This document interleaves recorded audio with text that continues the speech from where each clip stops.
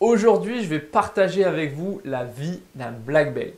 Alors, qu'est-ce que c'est un black belt? Pour rappel, dans l'organisation Six Sigma, il y a différents niveaux. Avec tout en haut, vous avez le master black belt. En dessous, vous avez le black belt. En dessous, vous avez le green belt. Et enfin, parfois, il y a ce qu'on appelle des yellow belt ou white belt. D'abord, un black belt, ça doit se former. C'est très important. Donc, dans mon cas, j'ai suivi 5 semaines de formation aux États-Unis. Les 4 premières semaines étaient consacrées aux compétences en statistiques, en Minitab, etc. pour bien connaître la démarche DMAIC.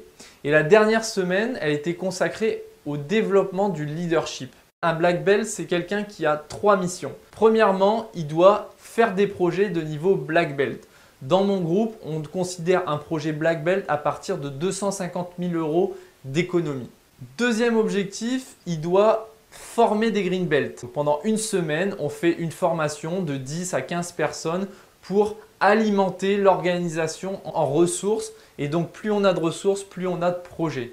Le troisième rôle d'un black belt, c'est de suivre les projets des green belts. Là, il doit faire son rôle de coach, c'est-à-dire qu'il doit suivre l'avancée de ses projets et les aider en cas de besoin sur des aspects techniques, statistiques, leur poser des questions pour les faire progresser dans leurs projets. Généralement, un black belt coach entre 10 et 15 green belts.